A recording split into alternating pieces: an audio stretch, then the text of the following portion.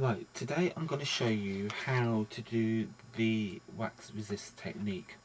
It's basically melting wax with an iron onto glossy cardstock and getting these patterns. And all it's done is just using embossing folders. And you can get some really lovely patterns, and they're ideal for doing backgrounds for your projects and cards. So that's the kind of thing you end up with. And here are a few samples of cards that I've used using that technique. I've done a heart card here. Again, this background done using the wax resist technique. And again, I've done a K card as such. And again, the background here done using the wax resist technique. So the things you will be needing: wax paper. Now I've got this from Lawson's, which is a kitchen shop here in England, in Plymouth, and I bought 12. It comes in 12-metre rolls, and you get quite a lot of it. Well, 12 metres, and that's what we'll be using. And it's the extra heavy one, if that makes any difference. Heatproof mat for when we iron. Your choice of embossing folder, whatever embossing folder you use. These are the Tim Holtz ones, the wood grain and the brick, which I used earlier in the samples there, and the wood grain. So that's what those look like once they've been waxed, as it were. Kitchen towel, bit of scrap paper, a couple of distress inks, a pair of scissors, an applicator, distress ink applicator, and your choice of embossing folders. You could also use the Grand Impressibilities by Spellbinders. You can use them as well. They work splendidly. But I'm going to stick with the Embossability Spellbinders, and I'm using the Paisley. Oh, and also you need an iron. I have here, which is heating up, an encaustic art iron, which I hope you can see. So that's there heating up. So what we need to do first, let me get rid of some of this stuff, is to get a piece of wax paper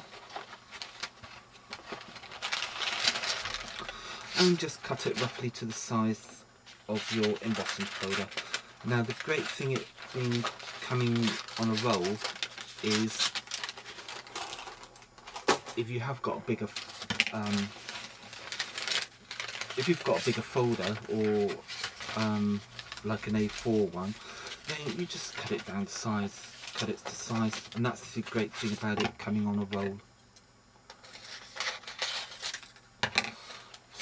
So what I've done, as you can see, is just cut my wax paper down to the size of the folder, placed it inside, and now I'm going to whiz it through my ground caliper. So here's my ground caliper, and I want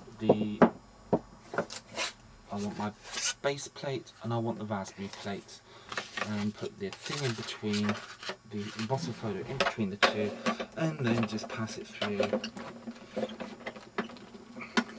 the ground caliper. So once you've embossed it, take it out, get rid of the ground caliper, and hopefully we will have our embossed piece of waxed paper as so. So the embossing folder can go away, you don't need that. So we need a piece of card. Now this, let me explain a bit about the card.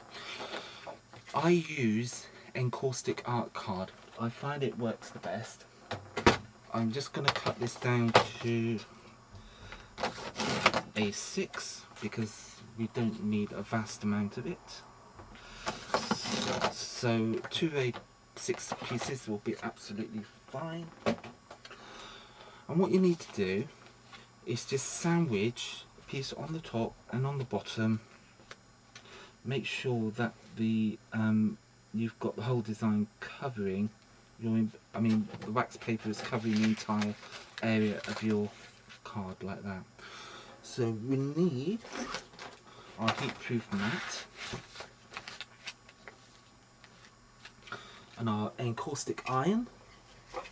You could use a small travel iron, just don't use the steam, just set it, I've got mine on high. But yes, you can use an ordinary iron or travel iron, a small travel iron, and I'm going to just line these up a bit. There we go, that's it. And then just iron. And you just want to melt the wax. Just go over it a couple of times, make sure you go in the middle, along the edges. And just give it a good, and it's hot.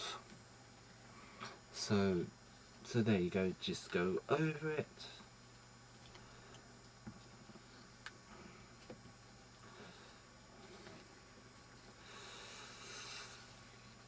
There we go, that should be done.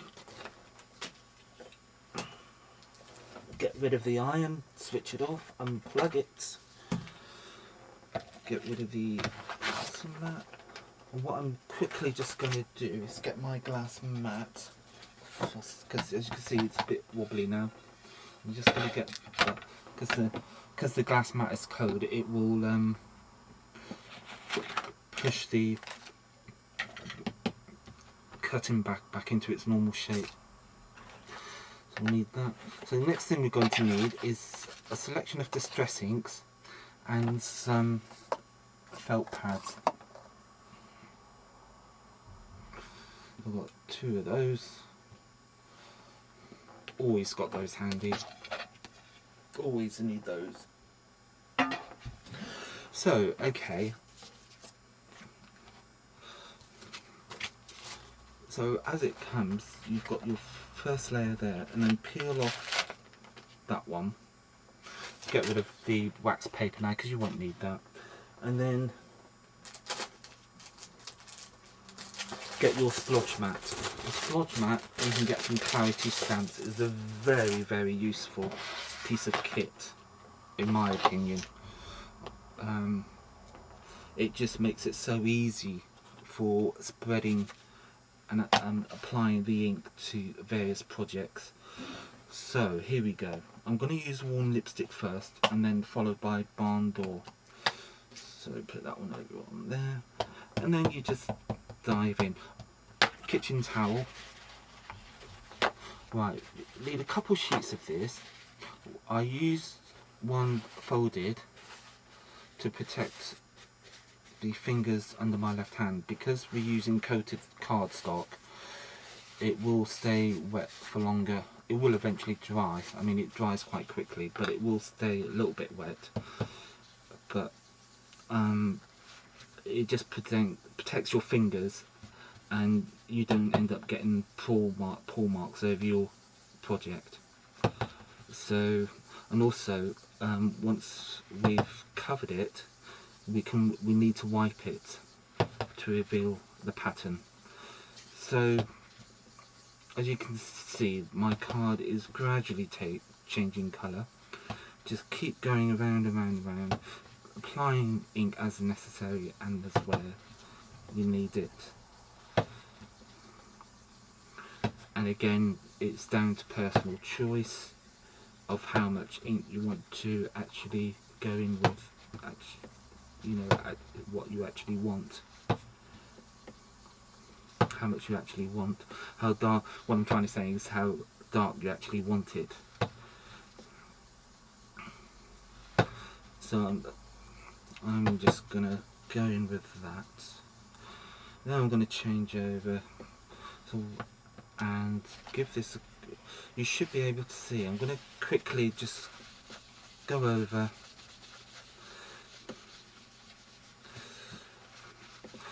and you can see the excess ink if I hold it up to the camera, how much has come off, and hopefully you should be able to see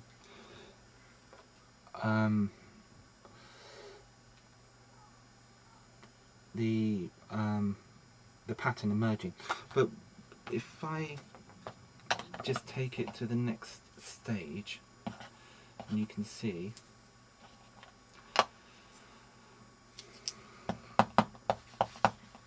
right, I'm going to use the barn door now, which obviously is a slightly darker colour, and it's going to bring it out a little bit more, and you'll see the hopefully you'll see the pattern a lot more clearly because I'm using a darker colour. But the nice thing with the distress inks, you get that blending, which is quite nice.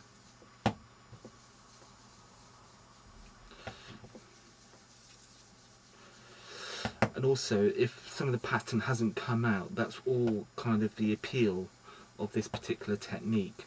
It's going to be quite random in areas where the pattern hasn't quite come out, but then that's all part and parcel of the technique.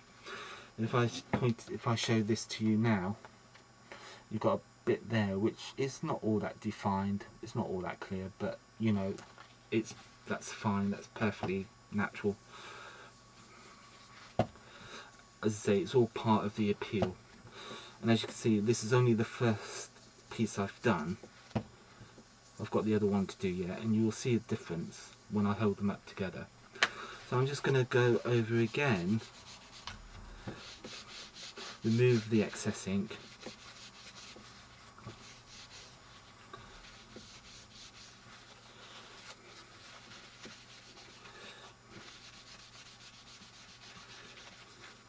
and you can see the white of the card emerging from underneath, leaving the pattern. So that's one. Let's go on to the other.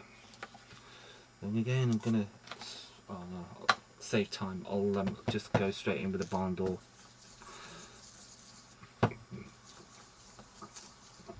So again, I'm just inking it all over, making sure I get a really good application of colour evenly over the card.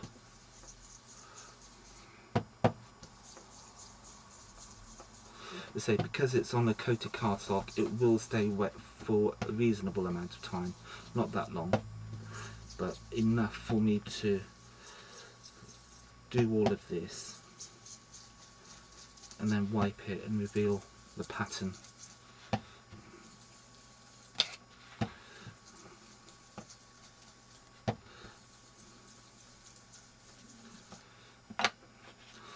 So give it a quick wipe. As you can see, the pattern is, as I'm wiping it, the pattern is emerging.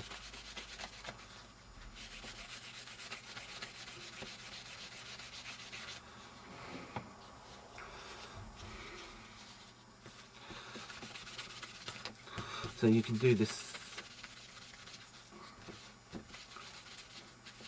and again, if you want to apply another layer of colour, you can do that, that's no problem. Put a lid on back on that. So that's your two finished pieces.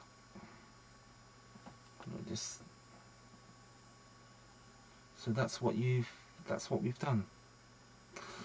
So let me just show you again what I did. Just used them as a background here on this card. That bit around there, and the corners were the leftover bits from here, which I just stuck down. And then on my heart card, again the background, but again I just used Braille to bring the pattern out. So hope you enjoyed that, and until next time, happy crafting.